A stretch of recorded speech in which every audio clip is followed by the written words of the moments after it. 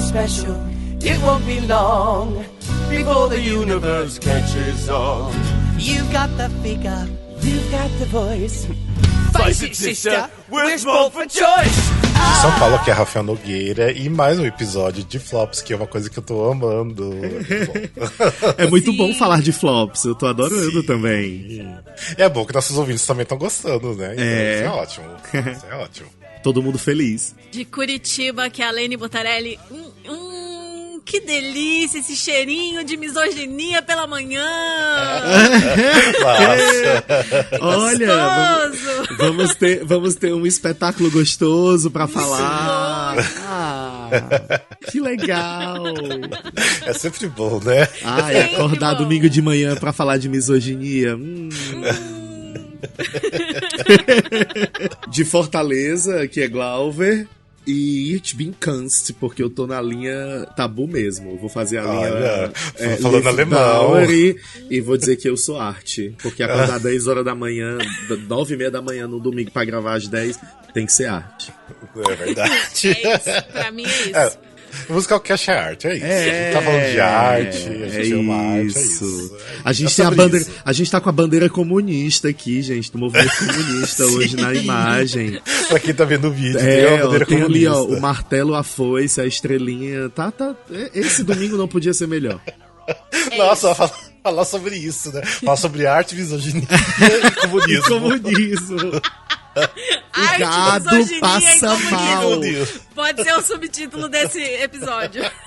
Não. Já temos um subtítulo: Arte, Misoginia e Comunismo. Ótimo. Eu amo. O gado passa mal.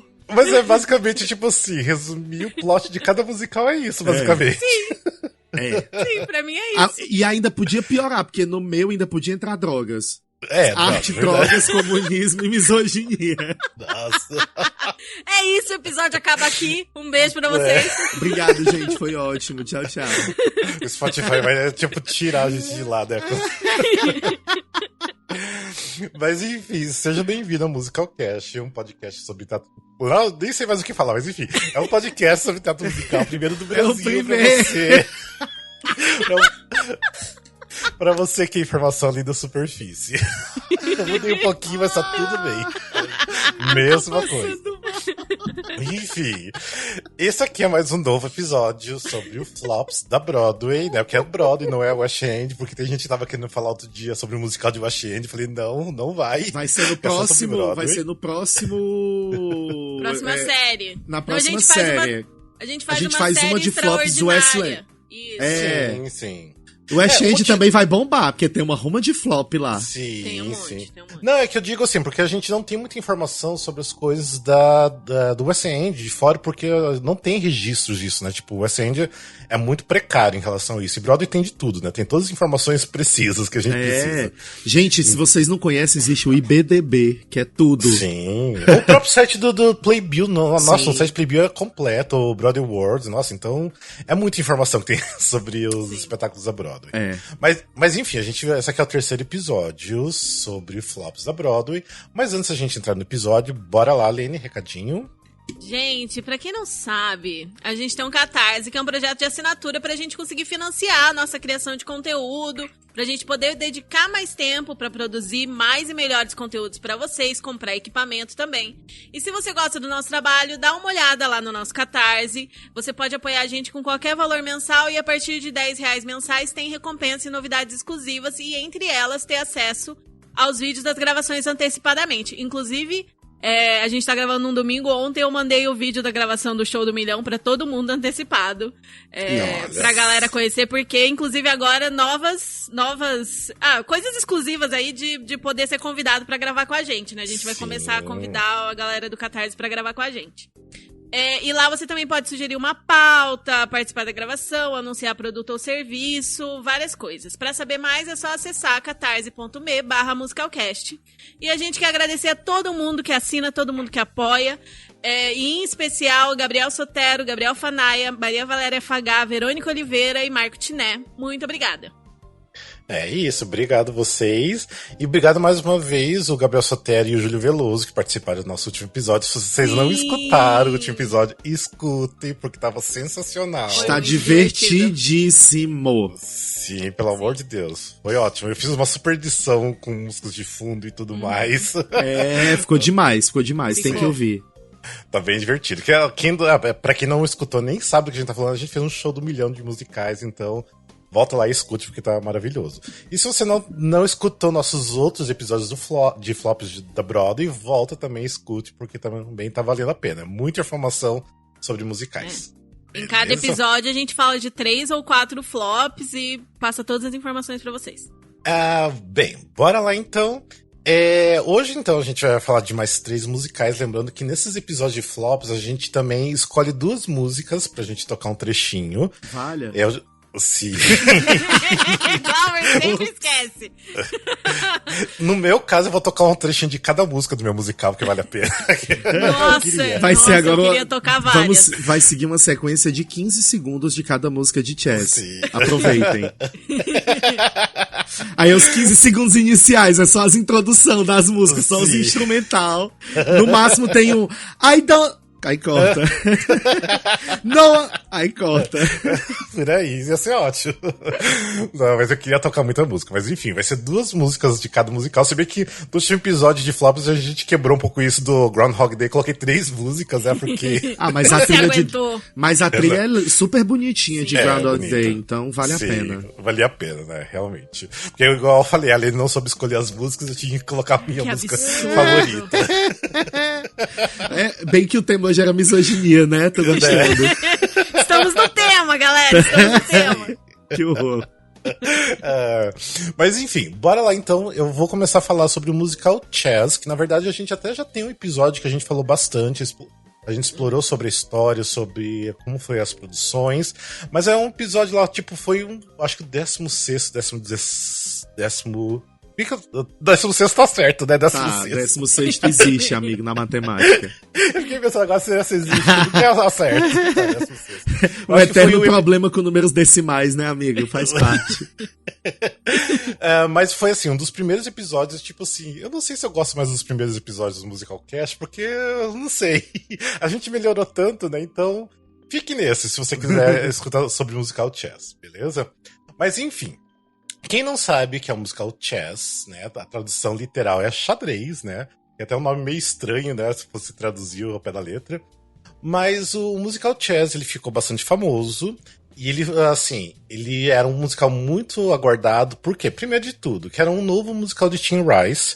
Tim Rice já estava, assim, bem famoso por trabalhar com Andrew Lloyd Webber, né? Tipo, já fez vários sucessos, tipo, Jesus Cristo Superstar, Evita, enfim. Então, mais um musical que estavam esperando muito quando tinha o nome do Tim Rice, então era algo esperado. E também tinha 2 pessoas que sempre tiveram interessados em escrever musical, que foram convidados, que é o Bjorn Ulvaeus e o Benny Anderson, que eram as cabeças do ABBA. Ou seja, eles escreveram as músicas, quem escrevia as músicas do ABBA, né? E eram os 2 caras ali também, né? Então eles escreviam as músicas e eles foram convidados para escrever as músicas do musical Chess, porque a princípio o Tim Rice tinha convidado o Andrew Lloyd Webber, só que ele estava muito ocupado com o musical Cats. então ele não aceitou, né? Tivesse aceitado, hoje a gente não tinha essa bomba aí, né? Não. Ou não. Ou não, é isso que... É porque o Andrew Lloyd Webber também é do nome forte também, então não sei. Mas enfim... O musical Chess, ele começou como um concept album, que era uma coisa muito comum que foi feito com Jesus Cristo Superstar, o Evita, que é lançar um álbum sem ter um musical, tipo, só ter uma ideia de como seria o musical das músicas e lançar um álbum. E esse concept album do Chess fez muito sucesso, tipo, foi parar, assim, na Billboard. O single também tem um single da música One Night in Bangkok, que foi tipo, entrou na Billboard dos Estados Unidos. Então, assim, fez muito sucesso o concept album, então... Essa música é meio que famosa até hoje, né? Assim, até hoje, toca, tipo assim... Trilha baladas, de filme e tal. Sim, toca bastante. Então, assim, por ter um álbum já famoso, com músicas famosas, né? Então, a expectativa é sempre muito alta pro musical. Isso foi só em 1983 que foi lançado esse concept album. E o musical em si, né, que abriu no West End, foi só em 1986. Bem, como a gente tá falando mais dos flops da Broadway, né, vamos focar um pouquinho realmente na Broadway. Mas assim, o musical, quando abriu no West End, foi um sucesso, porque estava sendo muito aguardado pro lançamento. E era um mega musical também, tipo assim, era assim... coisas gigantescas no palco, era um show muito tecnológico e difícil de fazer acontecer. Tipo assim, era grandes telões, era muitas televisões no palco, era tipo uma tecnologia que nunca tinha sido vista até então, que tipo... Porque foi mais ou menos ali junto na época que abriu o Fantasma da Ópera, que também era um show muito tecnológico, então... Era os anos 80 que a gente já falou antes, né, de muita inovação no palco, de ser tudo muito gigantesco. O sucesso no West End foi grande, lá durou 4 anos, tipo, então as pessoas teve assim né, as críticas assim, gostaram, outras não gostaram, mas mesmo assim o público amava o espetáculo, até mesmo porque as músicas já eram muito conhecidas, eram muito fortes, principalmente no Reino Unido. E aí eles, obviamente, né, eles sempre vão querer levar pra Broadway, especialmente porque é um musical de Tim Rice, e Tim Rice tem que ir pra Broadway.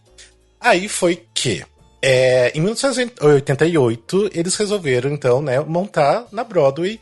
E foi assim, até engraçado porque foi na mesma época do Carrie. Então, tipo assim, foi 2 grandes fracassos, tipo assim, dos mesmos dias acontecendo. 2 grandes investimentos, né? Assim. Sim, investimentos. Tipo, você poderia ter saído do Carrie e assistir o Chess, sabe? Tipo, no mesmo dia. E depois disso, nunca mais ir ao teatro na vida. Você fica traumatizado, né? Tipo, isso que é Broadway. Gente, eu esperava outra coisa. Mas enfim, o musical Chess na Broadway, ele teve só apenas 68 apresentações, o que realmente é pouquíssimo, né? Tipo, se tem 68 apresentações, é flop garantido, realmente, né? Ele teve 17 previews. Ele abriu no dia 28 de abril de 88 e fechou dia 25 de junho de 1988. Então, sim, foi um curto tempo. O Bob não teve chance nem de mudar de ano, né? O meu, pelo menos, mudou de ano. Parece que dá uma outra energia na segunda de ano.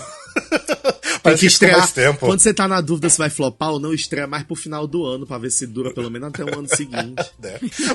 Mas estrear no final do ano é uma boa ideia, assim, porque pega o público que vai pra Natal e Ano Novo pra Nova York. Se você querendo ou não, tem público, né? Sim. Se você vê, tipo assim, os ingressos vendidos nessa época de final de ano, é onde que tá sempre mais cheio os teatros. Uhum. Então é uma boa. É uma boa, sim, essa realmente. época é boa, mas logo depois ali, tipo janeiro, fevereiro, aí tá deserto. Sim, até mesmo porque tá sempre muito frio, né? Nevasco sempre, então é complicado. Só tá lá a família do elenco, a pobre da mãe do infeliz batendo palma na plateia. Por aí. Vai, segue. Tá, vamos lá. Um dos motivos, assim, maiores do fracasso da Broadway foi que aquela coisa que a gente até já comentou em episódio anterior dos flops, é aquela coisa, não mexe no que tá funcionando, sabe? Tipo, porque assim, em Londres estava funcionando, o público estava gostando. Só que aí eles quiseram tipo mudar totalmente pro público americano, porque eles consideram que o público americano é diferente, de repente até mais crítico, então eles reformularam totalmente a história. Na verdade, assim, o book, né, o libreto era do Tim Rice mesmo, do West End, e daí pegaram uma outra pessoa, realmente um americano, o Richard Nelson, para reescrever totalmente. Ou seja, eles mudaram totalmente assim a estrutura do plot mesmo. Tem músicas a mais, tem umas músicas esquecíveis que, tipo, nunca mais foram usadas fora da Broadway. Tem uma música nova que eles incluíram, que depois ficou eternamente, é uma das minhas músicas favoritas, até depois eu vou falar um pouco dela. Ou seja, essa foi umas coisas assim que mais deixou o público meio desanimado, porque eles já conheciam, já tinham ideia de como era no West End e eles não viram aquilo lá. Só que assim, no West End, né, a versão era praticamente um sung-through, tipo, tinha 3 minutos de fala no máximo, era só basicamente música. Aí na Broadway, tipo, era 1/3 inteiro só de falas, ou seja, era... E ficou maior na Broadway também, tipo assim, as previews duravam mais de 4 horas de duração, então era uma coisa longuíssima. eles tinham muito problema também, técnicos também, então, tipo assim, eles conseguiram resolver os problemas, tipo, na estreia, mas mesmo assim tava longuíssimo, tinha mais de 3 horas de duração, era 3 horas e 15. Então isso também, o público já não ficava tão satisfeito se ficar lá mais de 3 horas sentado, né, assistindo um musical. Né, que até nos dias de hoje. Quando o musical é bom, é difícil você ficar 3 horas, avalia ele sendo ruim, né? Puxado. Exatamente. Puxado mesmo. Bem, difícil de defender, assim. Vamos lá, então, só um pouquinho pra vocês saberem o que é a história do Chess. O Chess, né, como a gente tava falando aqui, quem viu a imagem, né, que tem a bandeira dos Estados Unidos e da União Soviética, né, do comunismo, na verdade, assim, a história é um pano de... o pano de fundo da história é a Guerra Fria, que estava acontecendo nos anos 80 ali, né, entre a União Soviética e os Estados Unidos, ou seja, capitalismo, né, contra o comunismo. E isso, assim, na época, nos anos 80, era muito forte. Era, assim, o que se falava nas notícias, no dia a dia, se falava muito sobre a Guerra Fria. Então, assim, o musical foi feito enquanto a Guerra Fria estava acontecendo. O que é a história do Chess, então? O Chess é um triângulo amoroso, na verdade, assim, que é um russo, o Anatoly Servietsky, e o americano, que é o Fred Trumper. Quase o Trump. Eles são gays? Não. Não. Eles são rivais, Imagina, nossa, né? Senhora! Que coisa pra frente! Né? Que negócio inovador. É porque eu nunca aguentei ver Chess todo, eu só escutei a trilha. Então podia ser romance gay, eu ia ficar só... Nossa, eu nunca vi esse romance gay. E ainda mais contra um russo e um americano. Russo e um americano, meu Já Deus! Já pensou? Esse Romeu e Julieta da Meu Guerra Deus, Fria? Que loucura! Eu quero reescrever Chess agora. Vamos reescrever Romeu e Julieta da Guerra Fria? Eu acho tudo. Gente, eu quero reescrever Chess agora.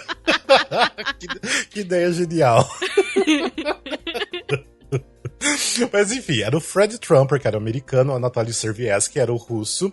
Eles eram rivais, eles eram tipo campeões de xadrez, eles sempre competiam, né, nos campeonatos mundiais. E eles tinham também os seus assistentes. O Fred tinha a Florence Vesey e o Anatoly tinha o Molokov. Bem, o que acontece? No primeiro campeonato que acontece, o Fred Trump, ele tem, assim, ele é uma pessoa muito forte, muito temperamental, e ele não tem um comportamento muito bom, o que é muito mal visto pela parte da Federação Russa, né, da Federação Soviética. A partir desse comportamento dele, começa, tipo, meio que ruir as coisas pro americano. E a Florence, que é sempre assistente dele, sempre ficou do lado, começa a não gostar mais das atitudes dele, começa a não ligar muito mais pra ele, tipo, não dar bola mais pra ele. E nisso tudo, o que acontece? Até agora eu achei zero interessante. Sim. A Florence começa a se apaixonar pelo russo, pelo Anatoly. Aí as coisas começam a ficar mais estranhas, porque daí tem realmente, né, o triângulo amoroso entre o Fred, o Anatoly e a Florence, porque o Fred já teve uns casinhos ali com a Florence também. E aí o seguinte, continua ainda tendo os campeonatos e se descobre que a Florence, ela tem um pai que, na verdade, ela assim, tem uma descendência húngara, porque o pai dela foi um preso político na Revolução Russa. E até hoje o pai dela tá preso pela KGB, né, pela União Soviética. E, enfim, se sabe isso no primeiro ato, que é uma coisa importante pro segundo ato.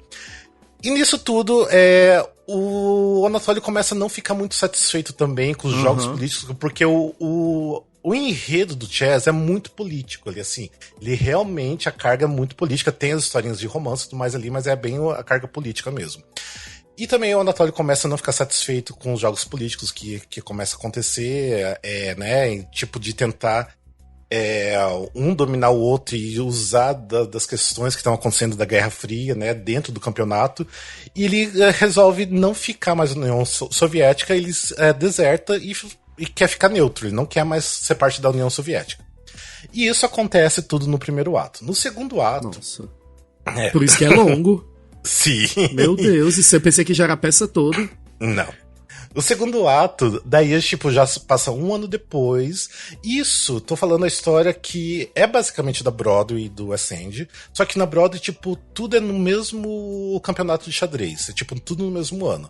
Aqui, depois, na versão oficial, que é o de hoje em dia, já é um ano depois. Que é no ano seguinte do campeonato xadrez. No ano seguinte, a Florence e o Anatoly estão juntos, então já fazem um casal ali. Só que o Anatoly, ele tem uma esposa na União Soviética, a Svetlana. Então, assim, ele tá ali com outra mulher, mas ele tem uma outra, sabe? E o que eles querem? O Molotov, que é o assistente do Anatoly, não tá satisfeito por ele ter desertado, ele não tá satisfeito com nada do que tá acontecendo. E resolve chamar a Svetlana pro campeonato para tentar convencer o Anatoly a voltar para a União Soviética. E só que assim, e também eles estão tentando de um jeito de o americano ganhar. Tipo, do Anatoly desistir do jogo, tipo, de jogar errado pros Estados Unidos ganhar, porque tem uma coisa ali por trás que eles estão tentando, né, manipular. Pra eles entregar, assim, a manipulação seria os americanos ganharem, porque os americanos querem ganhar o campeonato, e se o Anatoly perder, eles entregam de volta o pai da Florence, né, que tá preso. Né? Então, tipo assim, em troca, né? Aí tudo bem, eles meio que aceitam, esse é o acordo que acontece. No final de tudo... eu vou dar spoilers, porque tem até, tipo, tem como assistir, mas... Eu vou ter que dar spoiler do meu também, eu acho. Avisa na hora que for spoiler, aí a pessoa dá uma puladinha. Uns segundos, uns minutos. Se você quiser... Mas eu acho que não vai influenciar muito, porque... Enfim, eu acho que não é nada assim, uau, tipo, mudou tudo. Quer dizer, mudou tudo, mas enfim. Mas eu vou dar um spoiler aqui. No final de tudo, a história, tipo, termina vendo que o Anatoly e a Florence, eles meio que foram usados de peões, realmente, né, do xadrez ali, para jogos políticos. Por quê? Eles descobrem que o pai da Florence não tá mais vivo, e desmentiram o tempo todo. Tipo, que ele tava preso. Então, ou seja, ela conseguiu fazer a cabeça do Anatoly de desistir do jogo, de perder, né? E tudo ruim ali, né? Tipo, eles viram que eles foram, assim... eles, tipo, jogaram com eles o tempo todo. Eles eram as peças do xadrez o tempo todo ali, sabe? Tipo, então, assim, assim, um final que corta o coração. Tipo, é horrível o final, é muito triste. E é basicamente essa história, porque, assim, o musical, por mais, assim, tem essa história política forte, também tem essa história, né, romântica, porque as músicas são muito românticas também, algumas. Então, tem essa carga também né, entre os dois ali, que é bonita até a história. Mas enfim, é basicamente essa história do chess. Hoje em dia não se usa mais a versão da Broadway, porque realmente pegaram a versão do West End, da Broadway, e alguns outros complementos de outras versões que tem, na verdade, até os anos 90 tinha 4 versões. Tinha da Broadway, do West End, da Austrália e tinha da Tour da Americana. Então eram 4 versões diferentes. Então eles pegaram tudo e a partir de 2000 tem uma versão oficial, que é essa versão que é apresentada até hoje.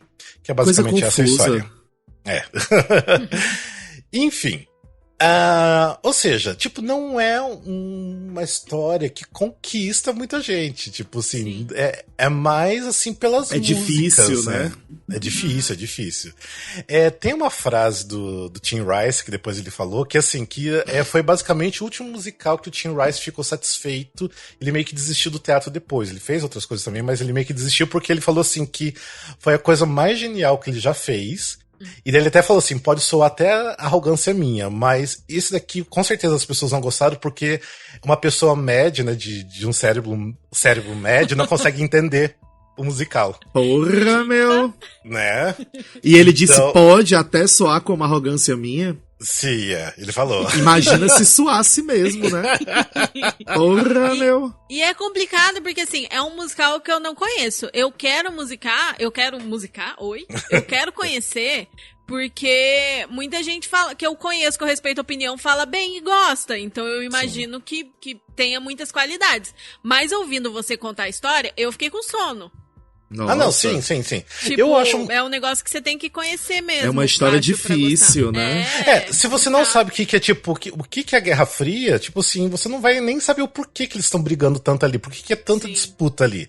Então já não faz nem sentido se você não sabe. Eu acho que fazia muito sentido nos anos 80, porque eles estavam vivendo aquilo. Estavam vivendo aquilo, tipo, né? Era a realidade deles na época, né? Então eu acho que fazia muito sentido. Hoje em dia eu acho que já não faz mais tanto. É aquela coisa que a pessoa tem que ter essa carga histórica pra entender, sabe? Tipo, tem que saber o que aconteceu exatamente naquele ponto ali da história mundial, né?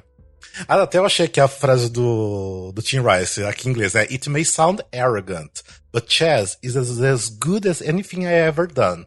And maybe it costs too much brain power for the average person to follow it. Ave!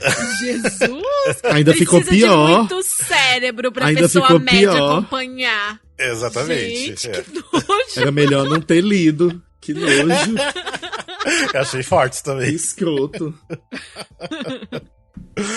Mas enfim, se vocês quiserem assistir o musical Chess, tem uma versão que, assim, é que eu recomendo, mas eu não gosto tanto porque tem uma pessoa que estraga, que quem faz a Florence Vassell é a Idina Menzel. Eu acho que ela estraga muito, tipo assim... Não é pra ela fazer. Tipo, ela é boa pra fazer Rent, ela é boa pra fazer Elphaba e só. Porque é puxado. Tem uma versão muito boa que tem um pro shot que é do Actors Fund of America Concert, que é um concerto que eles fizeram na Broadway, que daí tem o Josh Groban, que ele é maravilhoso, tem a Julianne Moore, tem a Sutton Foster, tem o Raul Esparza. Olha! Elencão. Essa aí tem o... Só que tem a Idina Menzel também. Não, isso aí não tem Idina Menzel. Não isso não tem? Não. Ufa. Quem faz o papel da Florence não é Idina Menzel, é Julianne Moore. Olha! Muito Gostei. bom. Deu até vontade de ver por eles. Aí eu lembrei agora da história e passou à vontade. Sim. E tem mais um que eu esqueci o nome dele, deixa eu ver aqui, que ele é muito famoso também. O Norman Lewis. Nossa, que homão. Sim, esse elenco aqui é maravilhoso. Pra mim, eu recomendo essa versão aqui, que é de 2001, e daí... Desculpa, 2001. E aí, 2008, tem a versão do concerto do Royal Albert Hall, em Londres, que daí tem a Idina Menzel, tem... eu me esqueci, tem o Adam Pascal também nesse elenco também. Gente, é um elencão mesmo. Sim, no interior, Caramba! Sim. Aí, nessa versão de Londres, que tem um pro shot lindo, maravilhoso também, lançaram em DVD, trocaram a Julianne Moore pela Idina Menzel e continuou Adam Pascal, continuou o Josh Groban, daí mudaram alguns os outros atores ali também. Mas ainda continua sendo um puto elenco, mas, né, tipo, Idina Menzel, pra mim, ela não consegue entregar o personagem. Pra mim é muito sofrido a participação dela. Eu já tô vendo os fãs dela enchendo a gente de mensagens. Sim. Gente, mas é a realidade, né? Enfim. Às vezes é sobre isso. E assim, o musical hoje em dia ainda é assim, tão fazendo em outros países, tá acontecendo. Recentemente teve um revival no West End em 2018 e teve um revival em Nova York no Kennedy Center em 2017, tanto que o americano era feito pelo Raul Esparza, maravilhoso. Aí quando ele fez no concert lá de 2001, ele era o The Arbiter, que era a pessoa que comanda os jogos ali. E teve também uma montagem em Tóquio, agora em 2020, que era em inglês, mesmo sendo em Tóquio era em inglês, que era o Ramin Karimloo e a Samantha Barks que fazia. Olha! Então, em Tóquio, que interessante. Sim, fazer em inglês, sabe? A Samantha Barks, do nada. Enfim. Então foi uma coisa bem recente. Então essa é basicamente a história do Chess e das produções. E eu vou deixar duas músicas que eu recomendo muito, que é uma das músicas que foram escritas pra versão da Broadway, que pra mim é tipo uma das músicas mais lindas, que ainda bem que usam até hoje, que é Someone Else's Story.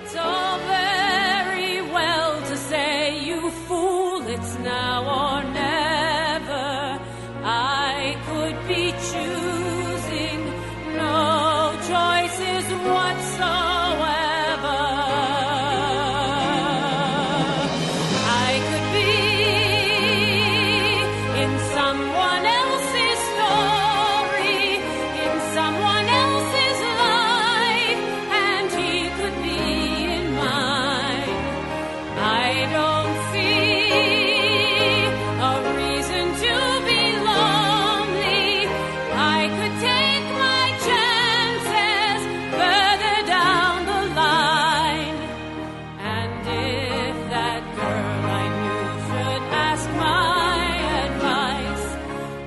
que é linda, maravilhosa. Linda, linda, linda, linda. E eu queria tanto recomendar tanta música, é tão maravilhoso, que eu não sei agora qual outra que recomendar.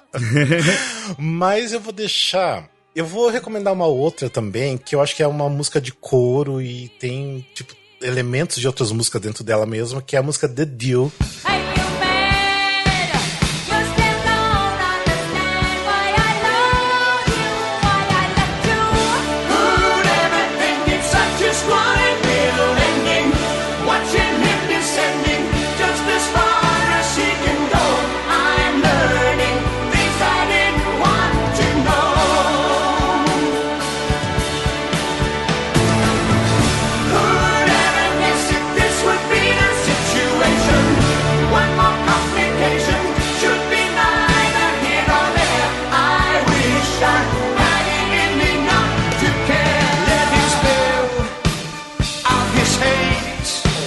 Então essa música The Deal eu acho incrível, maravilhosa.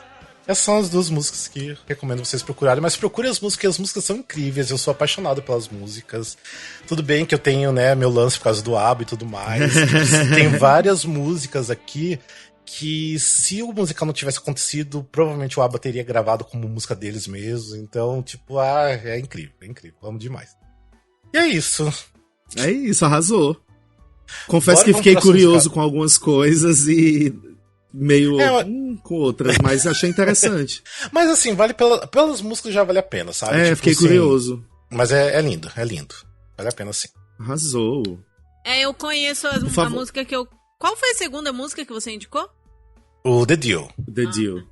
Eu conheço de ver pessoas cantando Someone Else's Story. É maravilhosa. É verdade. Eu nem sabia que era do Chess. Tem outra muito conhecida. Tem uma outra conhecida que foi assim, número 1 na Inglaterra e tudo mais, que é o... Nossa, me esqueci o nome da música. I Know Him So Well, é um dueto. Verdade. Que essa aí, tipo, muita artista regravou. Esse é um dueto de duas mulheres, não é? Isso, dueto de duas mulheres. Lésbicas? Não. Poderia. Que é a Svetlana e a Florence cantando sobre o amor pelo Anatoly, sabe? Então as duas meio que pensando ali. Eu acho assim horrível até essa cena, porque as duas ali romantizando, sabe? Tipo, o amor que tem pelo homem ali. Enfim, né? Super valorizando um macho. Meia boca. Meia boca que tá com as duas ao mesmo tempo, sabe? Então. Macho escroto. A história de hoje. Enfim, bora pro próximo musical então? E agora nós vamos falar de Tabu, musical que eu e o Rafa nós amamos tanto e falamos e citamos tanto. Quem escuta a gente desde o começo já ouviu a gente falando de Tabu 135 vezes, contando. Sim. Só que a gente não vai falar do Tabu de Londres, né? Eu vou falar do Tabu da Broadway, que é o flop da coisa. Pra quem nunca ouviu falar de Tabu, Tabu é um musical com as letras e as músicas compostas pelo Boy George e com um book composto pelo Mark Davis Markham. Tô falando das informações de Londres, tá? Na composição das músicas também tem o John Temis, o Rich Stevens e o Kevin Frost. O musical surgiu em 2002 e é muito legal, muito interessante, fez sucesso em Londres. E um certo dia, a moça chamada Rosie O'Donnell, eu acho tão chique quem tem o nome assim, O'Donnell, McMichael, Macmillan, O'Connor, no meu tem McClure. O'Reilly. Esses nomes americanos que tem um O'Reilly, Mac, não sei o que, eu acho chique. Acho que é meio irlandês, né? Irlandês. Irlandês, olha só como eu sei. E aí ela pegou e ficou assim, tombada pela prefeitura de Londres assistindo o espetáculo e decidiu comprar os direitos para montar na Broadway. E ela investiu $10 milhões. Acreditava no projeto, entendeu? Ela acreditava no projeto. O problema... Mas o que era $10 milhões pra ela? Não, pra Rosie, pra ela não é nada. Ela é podre de rica. $10 milhões pra ela é o troco do pão. Exato. $10 milhões, esse que ela perdeu todo. Pra deixar bem claro. O Tabu na Broadway sofreu uma grande releitura no roteiro. Porque o roteiro original ele já era um pouco confuso. Eu chego já no resumo e tal. Mas o roteiro original ele já era um pouco confuso. E eles reescreveram o plot que costurava a história. Porque o Tabu, ele conta a história do Boy George, do movimento New Wave, do movimento New Romantics e do Leaf Bowery. E quando levaram pra Broadway, quiseram costurar essa história do movimento e do Boy George e do Leaf de outro jeito. E ficou uma bela bosta. Tanto que só tiveram 100 apresentações. Tiveram 16 previews e 100 apresentações. Estreou em 13 de novembro de 2003 e fechou em 8 de fevereiro de 2004. Foi muito curto, né? Assim, menos de 4 meses. Uhum. E ela teve um prejuízo dos 10 milhões de doletas que ela investiu, assim, ela não conseguiu ter nada de retorno. Acho que com 100 apresentações ela deve ter tido um prejuízo até maior, mas enfim. Não sei, deve ter colocado mais um pouquinho de dinheiro ainda pra continuar rodando. Ainda deve ter botado um pouquinho de dinheiro. Porém, ela não desistiu do projeto, ela continua acreditando no projeto até hoje, e ela tem na cabeça dela que um dia ela vai levar de volta o Tabu pra Broadway. A esperança é a última que morre, a fé do crente é babado. Então, e tinha assim, vamos pra ficha técnica. Ele estreou no Plymouth Theatre. No elenco original a gente tinha a Sarah Uriart-Berry, Jeffrey Carson, Raul Esparza, Liz McCartney, Ewan Morton, e entre outras pessoas, né? Foi dirigido pelo Christopher Renshaw, coreografado pelo Mark Dandy, a produtora é a Rosie O'Donnell e o Adam Kenwright. E aí, como eu tinha dito antes, as músicas, a composição das músicas, das letras é do Boy George, e o libreto, quando foi pra Broadway, mudou. Ele foi reescrito pelo Charles Busk. Não sei falar. Bush, acho que deve ser Bush. E aí vamos pra história. Na história original, a gente tinha um rapaz que tinha problemas com a mãe, com o pai. Visivelmente ele era gay, os pais não aceitavam e tal, e ele foge de casa, e através da visão dele, de um garoto do interior que tem o sonho de conhecer a cidade grande, a gente conhece todo aquele movimento do New Wave, do punk, de tudo aquilo que estava acontecendo em Londres nos anos 80. Quando a gente vai pra Broadway, a gente tem uma outra coisa. A peça começa no Clube Tabu, fechado. O Clube Tabu, ele foi um clube real. Ele foi criado pelo Leaf Bowery e ele existiu entre 85 e 87. E era um clube onde as pessoas podiam ser elas mesmas, vestir o que elas quisessem, e aí colocar todo o movimento da moda, do New Wave, pra jogo.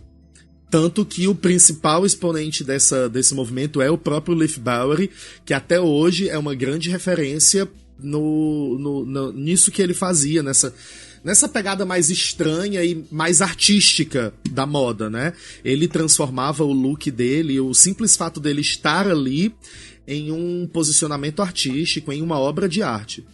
Ele mesmo até falava que ele era a própria arte. It becomes... Exatamente, ele era a própria arte. Então, eu falo já dessa música, sim. É uma música dele em um determinado momento da carreira dele.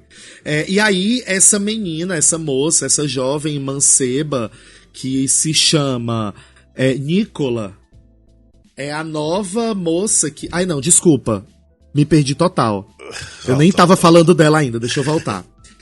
E aí a peça começa dentro do Clube Tabu fechado, anos depois de tudo ter acontecido.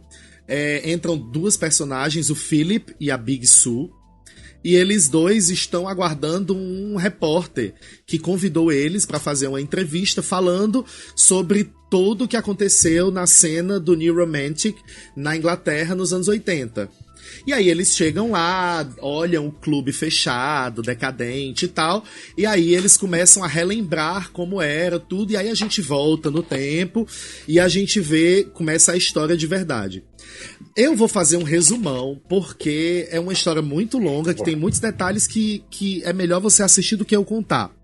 Mas a gente conhece o Boy George antes de ser famoso, super falido, quebrado, o pai sendo contra as coisas que ele fazia, e o Philip Saloon arranja um emprego para ele trabalhar numa boate lá que ele já trabalhava. E aí a gente tem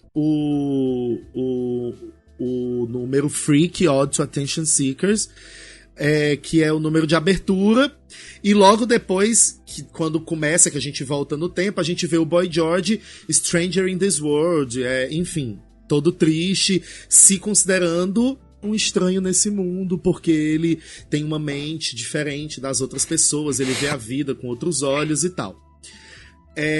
Aí a gente corta para a Nicola, que é a personagem que entrou no lugar do meninozinho lá de Londres. Ela quer ir pra Londres, ela mora no interior, ela quer ir pra Londres porque ela quer estudar moda, ela quer conhecer o Leif Bowery, ela é apaixonada, obcecada pelo Leif, e ela foge de casa e ela canta Safe in the City. Safe in the City, que é a música onde ela diz que a cidade é que vai transformar a vida dela, porque é na cidade que ela vai ser feliz.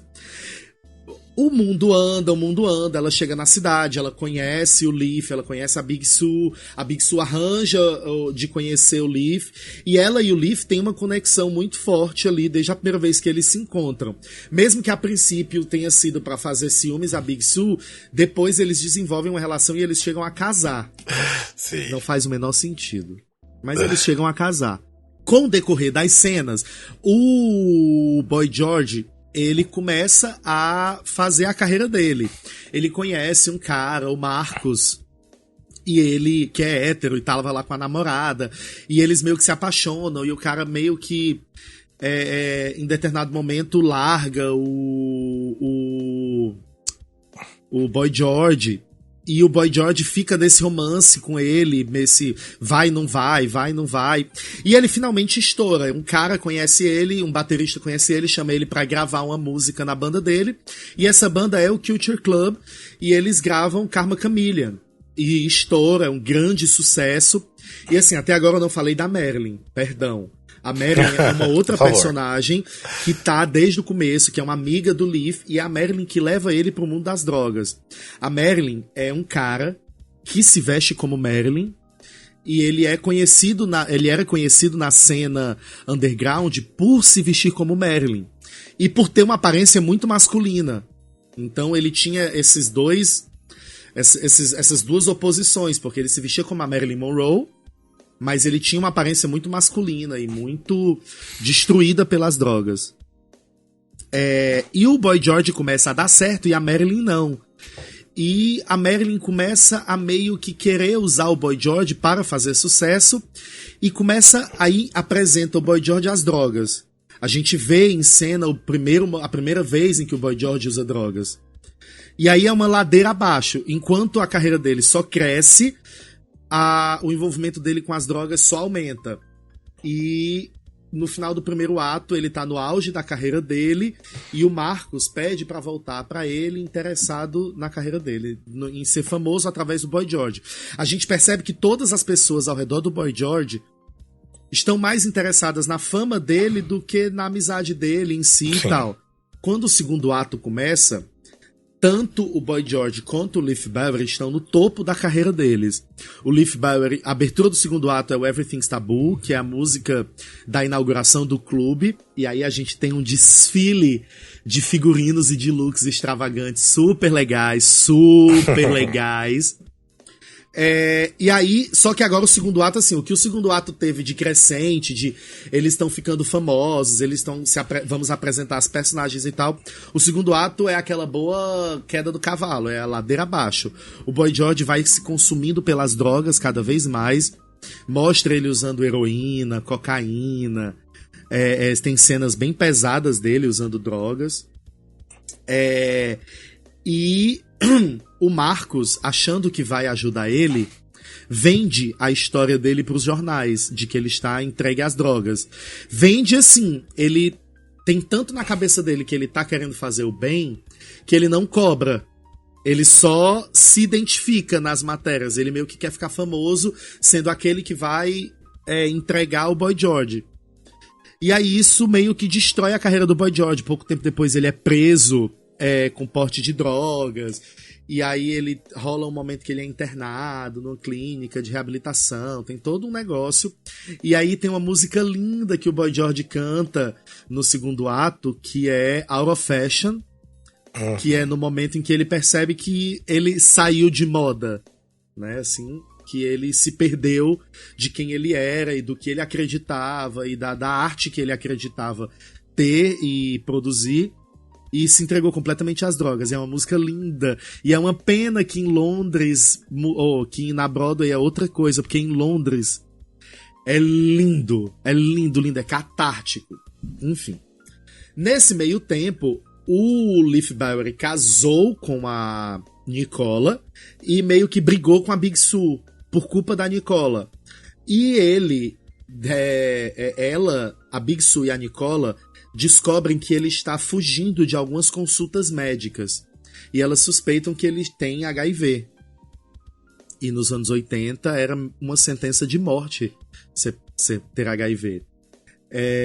E aí tem uma pequena passagem de tempo. Aí, antes disso tudo, ele faz o It Been Cast, que é um fato real. Ele se expôs em um museu.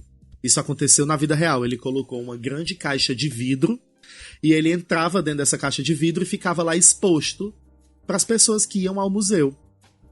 E ele canta It Been Cast, que é meio que um momento em que ele afronta a plateia. Ele fala que ele é arte, você é o quê aí parado me olhando? Eu sou arte. E é um número ótimo. É tipo uma autoficção, esse musical? Eu dei uma saidinha enquanto ele tava falando. Não, ele é coisas que acontecem de verdade. Ele é muito baseado em fatos reais. Sim. Ele tem fatos reais costurados com ficção. Tipo, esse Marcos, ele não é real. Essa Nicola, ele não é real. Digamos assim, que 70% da história é real. Isso. É real. O que ele faz é criar 2 plots com 2 personagens pra costurar toda a história. Que é esse Marcos, que é do Boy George, e a Nicola, que é do Leif Bowery. Mas, tipo, a Big Sue é real, o Philip Saloon é real, a Marilyn é real. É real. O Boy George, né? O Boy George, enfim. E aí tem uma passagem de tempo e a gente encontra o Leif Bowery já no hospital, nos últimos minutos de vida. Ele fugiu tanto do médico que quando foi atrás já não tinha mais o que se fazer. A Big Sue vai até o hospital e aí vem uma mudança que me revolta, porque em Londres... É porque assim, a Big Sue, na vida real, ela era... O Leif Bowery era o corpo, ela era a alma, assim, eles eram unha e carne, eles eram muito amigos e muito próximos. E em Londres, ela canta a música de despedida pra ele, que é Ilador. Que é uma música linda. Ele tá, pela primeira vez, ele tá totalmente sem maquiagem, ele tá deitado numa cama de hospital, magro. Você vê que quando eu digo sem maquiagem, eu digo enquanto pessoa, ele não tá montado. Ele tá maquiado, mas pra parecer doente, né? Mas eu digo, a personagem não está montada como o artista Leif Bowery. É um ser humano morrendo numa cama fria de hospital, numa luz azul. Enfim. E a Big Sue, em Londres, canta Ilador. E na Broadway, quem canta é a Nicola, né? Que é a esposa, enfim. É uma péssima mudança, porque o número tem outras proporções com a Big Sue cantando. E aí, depois da morte dele... A gente volta para o presente do espetáculo. A gente tem o Philip e a Big Sue no Clube Tabu fechado. E eles estão se perguntando quem eles estão, né? Estão naquele momento nostálgico. E aí o Boy George chega. E pouco tempo depois eles descobrem que quem marcou essa entrevista foi o Marcos. E aí logo depois também entram no recinto da entrevista. Deixa eu só olhar aqui um dos nomes pra eu ter certeza de não falar errado. Só um minuto, senhoras e senhores. Entra os outros personagens que permanecem vivos, no caso, né? O Boy George, o Billy, o Billy é de Londres. Não, o Billy é de Londres. É a Nicola. Enfim, todos os outros personagens entram. E eles cantam juntos, relembrando tudo, a música do final, que é Pie in the Sky. O Ian Morton canta meio solo, eles estão lá. E o espetáculo termina com uma foto deles no teatro fechado. Né? No clube fechado. É meio tipo assim, igual o final do Dancing Days, né? Exatamente. Talvez o Dancing Days tenha se inspirado, talvez. E é meio que isso, assim, vai entrando o personagem, meio que mostra o que é que eles fizeram, o que é que eles... Enfim. É super estranho. O que também não dá pra dizer, porque o de Londres era muito melhor. Não, porque o de Londres tem um Deus Ex Machine, tá todo mundo na Índia, dançando uma música Hare Krishna. Sim. Também não é muito melhor, não. É. Mas é isso, assim, a história é meio que isso, talvez tenha alguma diferença ou outra. Apesar de poucas exibições, o musical tem um grupo de fãs muito loucos. Existe uma gravação aí que acho que dá pra achar da última apresentação na Broadway, e os fãs estão enlouquecidos, gritando a cada fala forte, a cada final de música, a cada nota mais alongada, enfim, aqueles fãs de fã de musical. Imagina os fãs de Wicked na última sessão do Wicked de São Paulo. Sim. Por aí. E aí, assim, se você quer conhecer o Tabu, eu sugiro você pegar o de Londres. Porque tem um pro-shot gravado bonito, com muitas câmeras e tal. É melhor, as versões das Foi lançado em DVD. São melhores. Foi lançado em DVD. Você acha pra comprar o DVD. Se bobear, tem aí no sebo da internet. Eu tenho um aparelho de DVD pra assistir isso hoje? Não tenho. Não. Porque quem é que tem DVD hoje em dia? Ninguém. Mas eu tenho o DVD. É isso. E aí, assim, vale ressaltar que o Ian Morton e o Raul Esparza estavam muito bem nos papéis. Sim. Eu acho que o que cagou mesmo foi essa adaptação. Eu realmente acho que a adaptação ela não foi feliz. Eu acho que não era pra ser num palco grande também da Broadway. Também tem isso, tipo assim, Londres é feito num palco arena, meio semi-arena, e as pessoas são como se fossem os clientes do bar em que a peça está acontecendo, tá ligado? Tipo, é uma montagem com um palco mais experimental. Ele é meio italiano, mas ele é meio arena, e tem interação com a plateia, enfim. E aí em Londres, na Broadway, foi um palco italiano tradicional e tal. E aí eu acho que não funciona, porque é um musical meio subversivo, né? Então, eu acho que precisava ter uma pegada diferente, não podia ser num palco tradicional.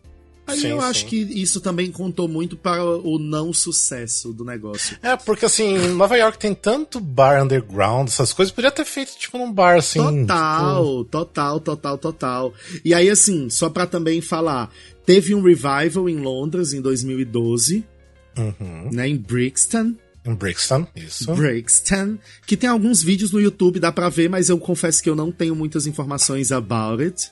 Eu não gostei muito porque não tem o Boy George fazendo o Leaf, então... É uma pena, né? Porque é um detalhe. Gente, eu não falei isso até agora. O Boy George está em cena, ele é do elenco das duas montagens fazendo o Leaf Bowery. Ele não faz ele mesmo, porque ele já tá mais velho também, e né? ele é creditado com o nome original dele, né? Ele não é creditado como Boy George, ele é creditado como George O'Dowd. Que legal! E quem faz o personagem Boy George? É o Ian Morton. Tanto em Londres como na Broadway. O Ian Morton maravilhoso. Esse que é o pai daquele molequinho? É. Exatamente ele. Exatamente. Que emoção! Exatamente. Ele por ser um ator hétero, do caralho. Ele faz muito bem. Ele faz muito bem o Boy George. Pra quem não sabe, o molequinho... Qual que é o nome do molequinho? Qual que é o nome dele? Ian? Eu acho que é Ian alguma coisa, né? Que depois vai fazer o Sheldon criança na série Young Sheldon. Sim. Que ele fazia, Isso, ele é pai do Young Sheldon. É isso. Isso. E ele fez o Rei George no Hamilton. Verdade. Sim. Ele também fez o Rei George no Hamilton. Enfim, e aí eu quero deixar aqui minhas duas músicas. Acho que eu já falei tudo que tinha pra falar. Eu gosto muito do musical, de modo geral, das músicas e tal. Mas essa versão da Broadway é meio pombo. E às vezes é sobre isso. E aí eu quero deixar aqui o Out of Fashion. You're out of fashion. Love and hate, it's all the same my way. So just forget it now. Just another twisted game I play. A living tragedy. Parody. No one gets the better of me. Fits you like a glove. Too much ego can make you ugly.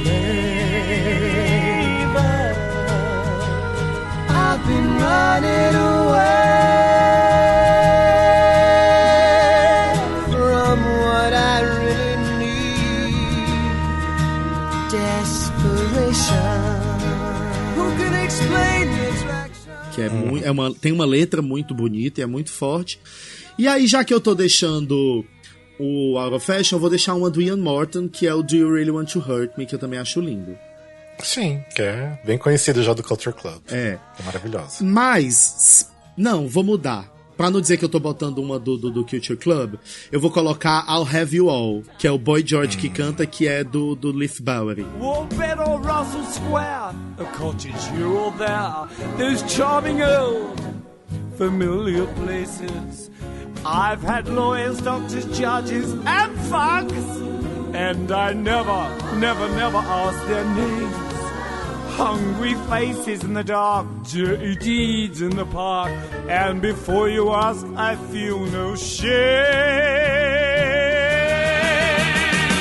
Fat, thin, old, young, tiny, neat, well-hung, white, black, half-chap. Did you see the sound of that? Rough, shy, Greek, tight, hairy, scary, straight, oh boy! I'll have you all. Sim, É uma música engraçado. engraçadíssima, imoral, já tô logo dizendo, é imoral. É imoral. É putaria. Então, Tá rolando banheirão. É, ele canta no banheirão, falando dos boys, das necas dos boys, dos tamanhos, de tudo. Então, não coloca pra ouvir no almoço de família.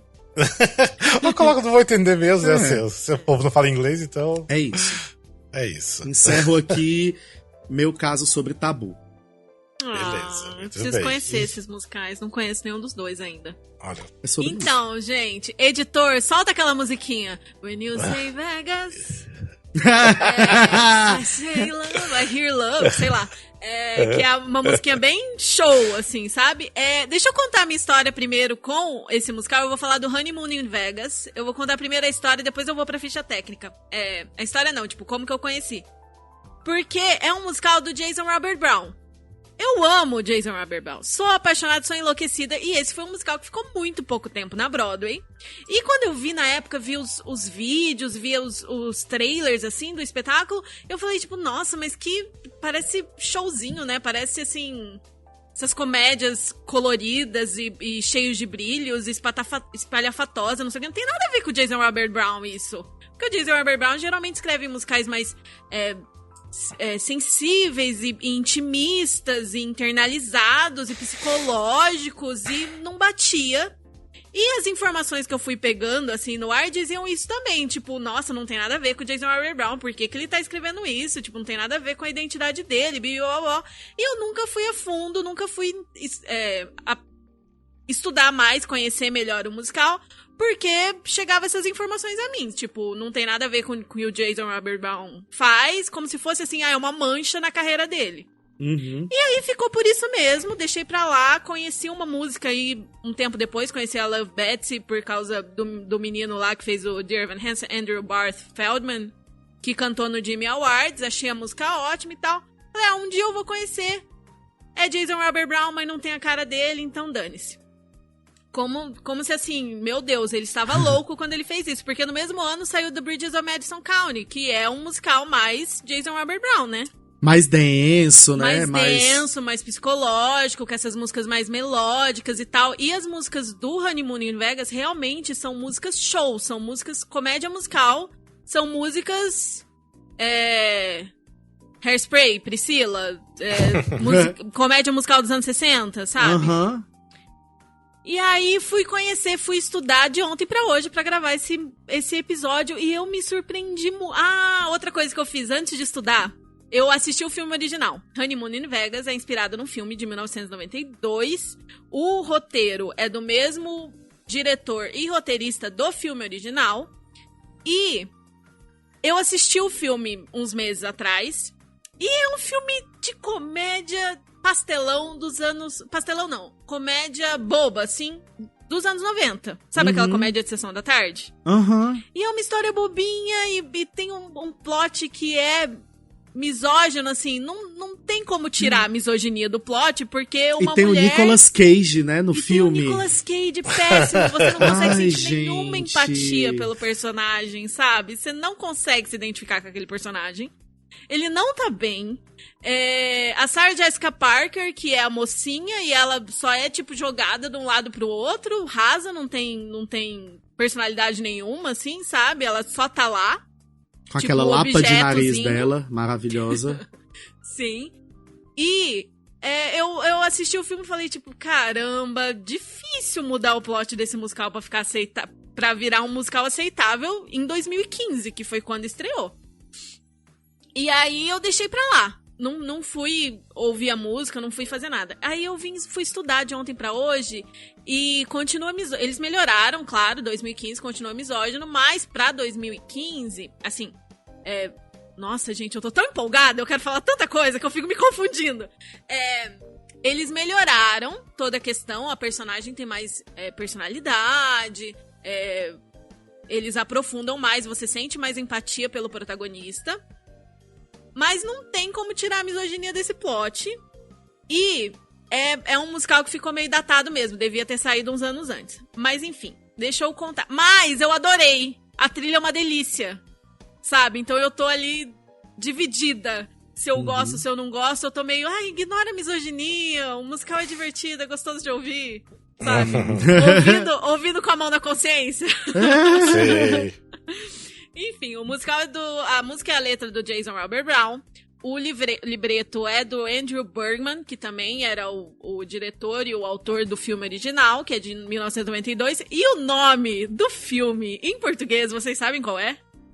Não. Eu não lembro. Honeymoon in Vegas, né? Lua de Mel em Las Vegas. Em português chama Lua de Mel A3. É verdade. Nossa. Aí você acha, uma história picante, um trisal, uma homenagem. Não tem nada Com disso. certeza não. Aí estreou no Paper Mill Playhouse em 2013, né? Nova Jersey. Teve o tryout lá e foi pra Broadway em 2015. Começou previews em novembro de 2014. Estreou em janeiro de 2015, tipo no meio de janeiro. Pior data Na pior de estrear um época musical. existente. Sim, e fechou em abril. Antes de sair os anúncios do Tony. Tava vendendo muito mal. Tinha gente falando, talvez eles esperem, né, o anúncio dos indicados pra ver se dá uma levantada nas vendas e tal. Fecharam antes. E ainda bem que fecharam antes, porque não foi indicada nada no Tony. Ia só passar vergonha, né? Ia só passar vergonha. Teve 66 previews e 93 apresentações. E, surpreendentemente, eles receberam críticas muito boas. O New York Times babou ovo do Honeymoon in Vegas. Adoraram, falaram muito bem. Só que a plateia não chegava a 60% da lotação, sabe? Nossa, e lá você tem que ter mais de 80, 90. Tipo, prejuízo feio, assim. Eles insistiram muito. Um dos atores principais é o Tony Danza, que já fez várias séries na TV e tal, que é um cara meio conhecido. Chegou ao ponto que ele ia na cabine da Tickets, sabe, da TKTS, lá na escadaria, pra chamar as pessoas pra assistir. Tipo, o cara famoso da televisão ia lá conversar. Tipo, o nível do desespero e o nível que ele acreditava no espetáculo. Nossa, que humilhação. Que humilhação. Ai, que horror. Realmente. E aí no elenco tem outro amaldiçoado dos flops, que é o Rob McClure, que fez o Chaplin. E ele ia estrear a Mrs. Doubtfire, mas não deu tempo de estrear por causa da Covid. É o Tony Danza, que é o trapaceiro lá, e a Brennan O'Malley, que é a mocinha. E a Nancy Opel, que é a mãe do cara, que é incrível. E foi o quarto flop sucessivo do Jason Robert Brown, mas esse foi assim... É muito estranho você... Se você gosta muito do Jason Robert Brown e aí você vai ouvir, você vai falar tipo, o quê? Sério?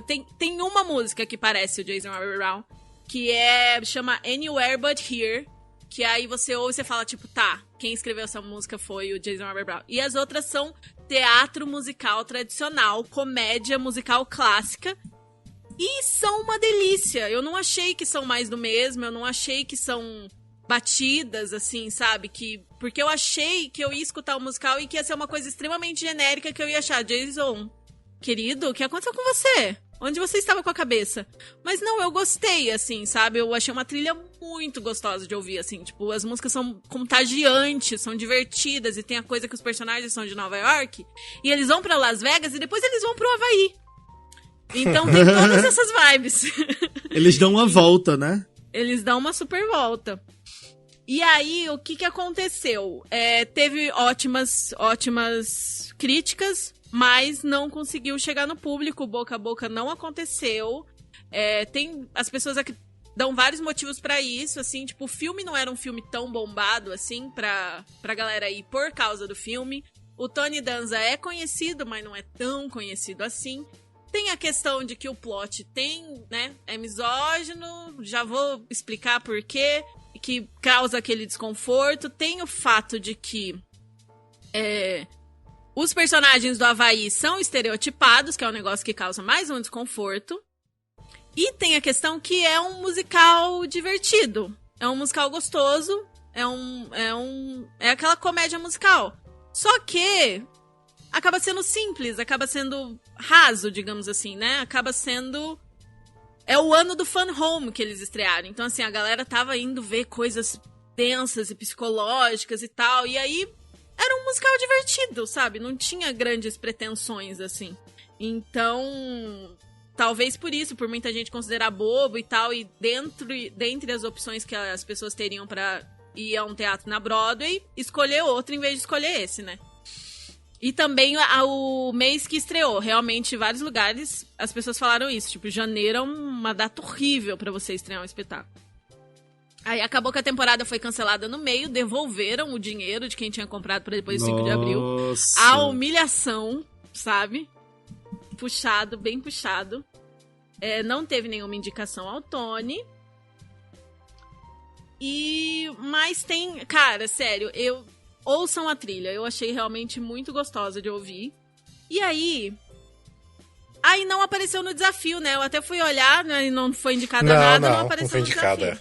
Tá, aí agora vamos para a história do espetáculo. É super farsesca, é super comédia musical clássica, é super... Devia ter estreado uns 15, 20 anos antes, sabe? Pra fazer mais sucesso. O Jack, que é o personagem do Rob McClure, ele mora em Nova York, ele é nova-iorquino típico. E ele tem muito pavor de compromisso, muito pavor de casamento. E ele quer se casar com a namorada dele de 5 anos. Mas a mãe dele, antes de morrer, amaldiçoou ele e falou: você nunca vai se casar. Você prometa pra mim que você nunca vai se casar, porque nenhuma mulher vai te amar como eu te amo. Ai, Deus. Olá, relacionamentos tóxicos. Sim. Meu Deus. E aí, isso é apresentado como uma maldição mesmo. Quando ele vai tomar alguma decisão, aparece a mãe dele do além, vem um trovão, sabe? É uma coisa assim de... Realmente ele está amaldiçoado pela mãe que morreu 10 anos antes. E ele é muito apaixonado pela Betsy. Uma das melhores músicas do espetáculo é I Love Betsy, que ele fala que ele gosta de muitas coisas, mas Betsy, cara, ele ama Betsy. Só que ele não consegue firmar esse compromisso. Como é um espetáculo que tem essa coisa meio... não fala exatamente o ano que tá acontecendo, se realmente é no tempo atual, mas fica aquela sensação de que, né, o casamento é uma coisa esperada, e a Betsy quer casar, quer ter filho e tal. E ele fica naquele, ele vai, não vai, vai, não vai, vai, não vai, aí ele decide, não vou, acabou essa maldição, não vou mais ligar pra isso, vou casar com a Betsy. Ele vai pra joalheria pra escolher o anel com ela, e aí a mãe dele aparece do além, tem toda uma cena, e aí ele amarela. E aí a Betsy cansa de ser mãe de macho, né? Que até aquele momento ela tava tipo, ok, entendo seus problemas, mas assim, amado, minha vida, sabe, 5 anos, você precisa crescer, precisa dar um jeito. Mulheres, façam isso antes de 5 anos de relacionamento, tá? Não sejam mães dos seus parceiros, por favor. A sorte no musical é que eles realmente... O Rob realmente é muito, assim, cria muita empatia e tal. E ele realmente é muito... Tipo, você gosta muito dele, você entende, assim, que ele realmente gosta dela e tudo mais. Então dá uma amenizada, porque o Nicolas Cage no filme é, assim, sem condições. Precisa ir, Glauber? Sim. Então, preciso ir, gente. Beijo pra quem tá ouvindo. Vou ter que sair mais cedo hoje. I'm so sorry. Mas fiquem com um beijo meu. Segue a lenda. Beijo, até mais. Até mais. Aí, o que acontece? A Betsy dá esse ultimato nessa música que chama Anywhere But Here, que é a única que tem cara de Jason Robert Brown. E ele fala, não, vamos casar sim. Vamos pra Las Vegas, vamos nos casar em Las Vegas, que tem aquela tradição de casamentos instantâneos, espontâneos em Las Vegas, né? Dela, tipo, tá bom, vamos caralho, que é isso que eu quero, né? O que ela mais quer na vida ali é casar com aquele homem, não seja essa pessoa, mas tudo bem. Ali no plot do espetáculo e do filme dos anos 90, tinha essa coisa de precisamos casar, constituir família, etc, etc. Aí eles vão pra Las Vegas. Chegando em Las Vegas, tem um cara lá, que é o cara que o Tony Danza faz, que o nome dele é Tommy, e ele é tipo um trapaceiro, ele tem muita grana, ele é apostador, essas coisas, e a Betsy passa e ele lembra, diz que ela parece muito com a ex-esposa dele, que morreu de câncer de pele. Nossa. E aí ele decide que ele vai conseguir conquistar aquela mulher porque ele tem uma nova chance de ficar com a dona. Né? A Betsy lembra ele da dona. E aí ele cria todo um plano pra conseguir se aproximar da Betsy. O plano é o quê? Apresentar que vai ter uma noite de jogos no cassino e tal, que vai ser privado para hóspedes, convidar o Jack. O Jack aceita, vai lá, joga com ele, e ele tá com uma cartada muito boa, e ele começa a apostar assim, é impossível alguém ganhar dessa cartada, aposta, empresta dinheiro pra apostar, com certeza absoluta que ele vai ganhar, mas ele perde e fica devendo $58 mil pra esse cara. E aí o cara fala, tipo, então, você precisa me pagar, né? Eu não tenho como pagar, porque eu achei que eu não tinha como perder, eu não tava blefando, achei que você tava blefando. E aí ele fala, tipo, então, a gente tem duas opções. Eu posso cortar suas bolas, ou você pode me deixar passar um final de semana com a sua namorada, com a sua noiva. Oi, amada, a noiva nem tava lá, ela nem sabia do que tava acontecendo. Ela foi tratada como um objeto de troca de uma aposta. Isso me deixa muito pistola. Muito pistola, porque é isso que acontece. E aí ele vai lá, conversa com a noiva, fala dos $58 mil, aí ela aceita, tipo, tomar um drink com o cara, junto com o noivo, né, só pra conhecer e tal. E aí dá uma confusãozinha ali, o cara chama ela pra ir pro Havaí, ela fala, vamos. Porque ela tá pistola com o Jack com toda a razão. Quem não ficaria pistola de você ser apostada com outro cara? Ele não vai se engraçar, ele não vai fazer nada demais, mas... Cara, o que eu tenho a ver, sabe? Você que fez a aposta que você não devia fazer. Vai tomar no seu cu. Não tem nada a ver com isso. É literalmente tratada como objeto, como um negócio de aposta. Então, tipo, realmente é muito complicado. Por mais que tenham dado mais personalidade pra ela, tenham deixado o Jack, assim, mais agradável pro público, realmente é um plot difícil de engolir e uma história difícil de levar pra Broadway em 2015, né? Realmente, bem complicado, né? Porque bem complicado. As coisas já estavam bem mais avançadas em 2015, né? Se fosse, sei lá, 2000, ainda é até aceitável 2000, né? Mas 2015... Verdade. E, cara, dá uma dó, porque as músicas são muito boas, são muito divertidas. Eu fui ouvir esperando uma coisa muito genérica, e eu amei, sabe? Eu vou parar essa gravação aqui, vou botar o álbum pra tocar e ficar dançando pela casa, porque é contagiante. E são muitas músicas muito boas, sabe? Então realmente é uma pena que o plot não condiga. Condiza? Não condiz. Não condiz. Não condiga. É uma pena que o plot não condiz com os dias atuais, assim, sabe? Porque realmente nos anos 60, inclusive tem a sonoridade muito dos anos 60, assim, sabe? Sim. Daquela comédia musical clássica. Se nos anos 60 esse espetáculo seria assim... bombadíssimo. E é mais complexo, sabe? Não é? É gostoso, é delicioso de escutar, mas tem camadas de complexidade do Jason Robert Brown, entendeu? Não é uma coisa genérica. Então eu gostei demais, assim, de ouvir. E eu acho que eu não vou dar nenhum spoiler pra vocês. Vocês assistam o filme, ouçam o musical, conheçam tem o filme, melhor. Ajuda. Mas o segundo ato é basicamente, eles vão pro Havaí e aprontam altas confusões. Muitas confusões. Olha, gente, tem mentira, tem atores contratados, tem o Jardim das Mães Decepcionadas, tem a tentativa de desfazer uma maldição, tem Elvis, muitos Elvis. É lógico, tem né? Tem paraquedas. Tem muitas coisas. É uma loucura o segundo ato. Na capa do Playbill tem os paraquedas, verdade. Sim. Tem Elvis paraquedistas. Mais de um, tá? Não é um só, não. Elvis, Zezés, paraquedistas. Não, e esse é o tipo de história realmente que até mesmo vendo lá no Desafio, que era muito comum fazer esse tipo de história baseada nesses filmes mais antigos, ali bem no começo dos anos 2000 mesmo, 2000, 2001, era muito ok, mas realmente, pelo você contando a história, eu acho que não funcionaria nos dias de hoje mesmo. Sim, sim.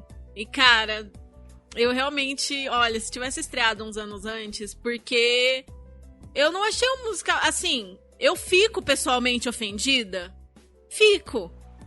Porque eles ficam jogando uma mulher pra um lado e pra outro, e a mulher, por mais que tenha personalidade, é a que menos tem personalidade ali, é a personagem mais rasa, porque ela é um objeto de troca, de dois machos que estão disputando ela, sabe?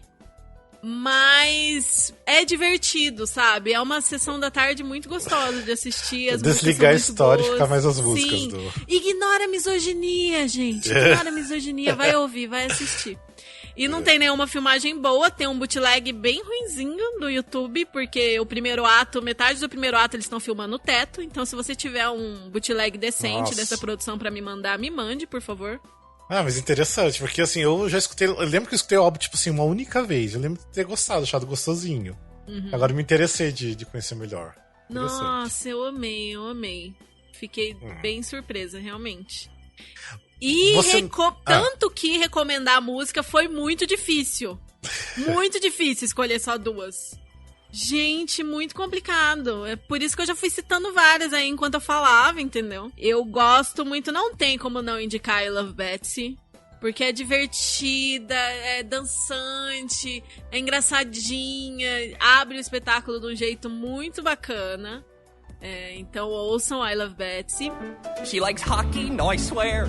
She likes guys with thinning hair, and I love Betsy. He loves Betsy. She likes pizza and Chinese, Louboutins and mac and cheese. God, I love Betsy. He loves Betsy. She likes swimming, writing letters. She likes watching double headers. She drinks bourbon and sake and even likes Rocky III. I'm amazed and I'm impressed, but the thing that I love best is I love Betsy and she loves me. E a segunda música que eu vou indicar... Cara, eu gosto muito das músicas da Betsy, que são a que eu falei, que é a única que tem cara do Jason Robert Brown, que é Anywhere But Here, e também eu gostei bastante da Betsy's Getting Married, que é mais engraçadinha. Mas eu vou indicar outra música do protagonista, mas que o protagonista é o protagonista, entendeu? Se tivessem deixado a Betsy mais protagonista, seria melhor, porque no final ela tem só um solo de verdade, sabe? Os outros são no meio de... Porque tem músicas que são músicas... Tem várias músicas duplas, tipo, em duas cenas diferentes, aí tem um nome / outro nome, sabe? Que são duas músicas juntas. Então eu vou indicar uma música lindíssima, que é no momento... I Love Betsy é no começo, quando tá apresentando o personagem, né? E aí no segundo ato tem uma música que chama Isn't That Enough? Likes my cooking, at least she tries. She thinks I'm funny. When I get crazy, she never cries. We work things through. And she inspires me like no one does. She makes me better than I was. Isn't that enough for you? Let's face it, I don't know when I'll get that lucky again. She isn't you, Mom, but then who could be? I was a moron. Que é quando... Não riam, hein? Não riam. Quando o personagem tá no Havaí, e aí a moça do Havaí, que tá encarregada de tentar seduzi-lo pra ele esquecer de tentar salvar a noiva dele, leva ele até o Jardim das Mães Decepcionadas. E aí ele vai até lá, encontra o espírito da mãe dele e convence a mãe dele a desfazer a maldição, a abençoar a relação dele com a Betsy. E aí essa é a argumentação dele. Tipo, não é suficiente tudo isso que ela é pra mim? Eu amo ela, mãe, deixa eu casar com ela. Nananana. Fofinho até. É fofo, e é muito bonita a música. Fofinho. Gostei. Sim, no Jardim das Mães Amaldiçoadas. E aí a mãe dele tá, tipo, vestida como uma das estátuas, porque é como se fosse um jardim ancestral, assim, sim. com estátuas clássicas do Havaí, assim, e aí do nada aparece a mãe dele, tipo, vestida, como se ela fosse uma das estátuas, sabe? Mas muito bem, eu acho que já tem um bom tanto de coisa aí pras pessoas se interessarem. Mas acho que é isso, né? Você viu se chegou a perder muita grana, o musical? Ou não? Eu não consegui achar, mas eu vi que enquanto tava em cartaz, tava com 50%, 60% de lotação, eu tava vendo então isso. eu não consegui achar certeza. valores exatos, assim. Com certeza, tipo, não atraiu o público mesmo. Muito triste. É uma pena. E é uma tristeza quando a crítica ama demais, né? Porque você vê uma crítica positiva, dá uma aliviada, imagina. O New York Times babar seu ovo? Você acha, tá feito, vou fazer uma grana com esse espetáculo, mas as pessoas não foram assistir.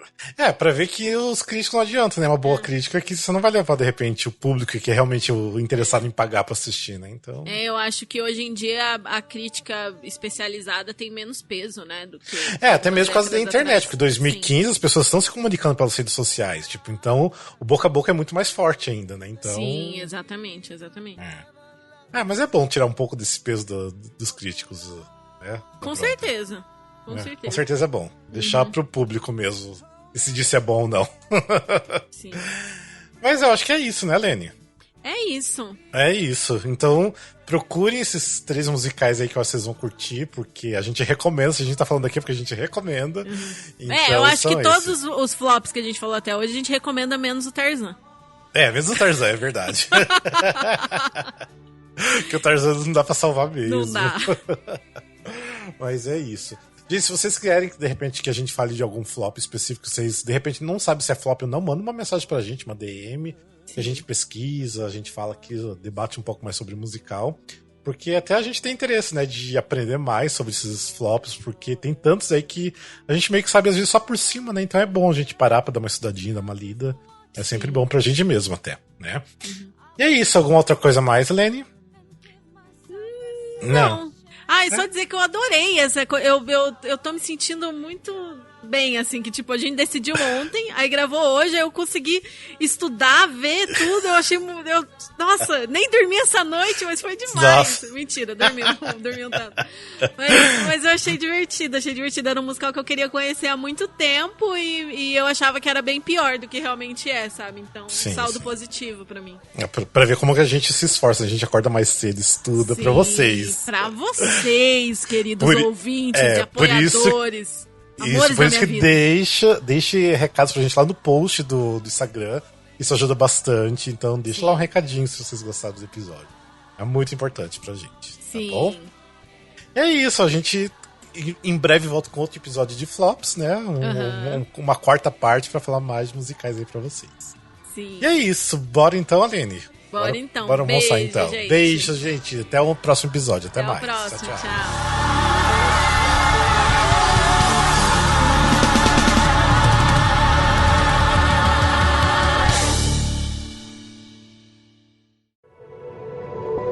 Este podcast faz parte do movimento LGBT Podcasters. Conheça outros podcasts através da hashtag LGBT Podcasters ou do site www.lgbtpodcasters.com.br.